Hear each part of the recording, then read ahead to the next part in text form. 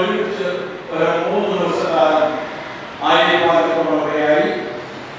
ആ ബന്ധം ജോസ്കാർ ഉണ്ടായിരുന്നു. തുടർന്ന് 1974 ഞാൻ കോഴിക്കോട് പുൽപ്പാടിയിൽ ചേർന്ന് സുവിശേഷ പ്രവർത്തനം ആരംഭിച്ചു. ആ സമയത്ത് ഞാൻ അവിടെ താമസം തുടങ്ങിയ 4 മാസം കഴിഞ്ഞ് ഞാൻ പോയ ഭാര്യയും 3 മോനെയും കൊണ്ട് തൃശ്ശൂർ ബസ്റ്റാൻഡിൽ പോന്ന് ഒരു 4-5 മണിക്കൂർ ഇരിക്കേണ്ടി വന്ന ബസ്സില്ല. അന്ന് എവിടെ വലിയ ഫുട്ബോൾ കളിയുണ്ട്. അതിനുവേണ്ടി മാസങ്ങൾ മുമ്പേ ടിക്കറ്റ് ഞാൻ ബുക്ക് ചെയ്തിരിക്കുകയാണ്.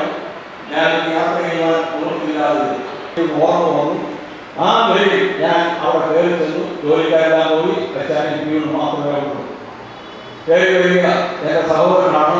പക്ഷേ പേര് ഞാൻ മറന്നുപോയിരുന്നു. ആ നിലയിലാണ് ഈ കുടുംബവുമായിട്ട് ബന്ധപ്പെട്ടത്.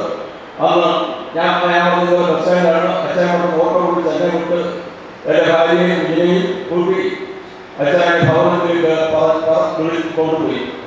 അച്ഛനെ എന്നെ വിളിച്ച് പറഞ്ഞതായിരിക്കണം കൊച്ചമ്മയോട് ഇതുപോലെ സഹോദരൻ കുടുംബമായിട്ട് വരുന്നുണ്ട്. അന്ന് 7 മക്കളും അച്ഛനും കൊച്ചമ്മയും എല്ലാം ഒരു ചെറിയ വീട്ടിലാണ് താമസിക്കുന്നത്.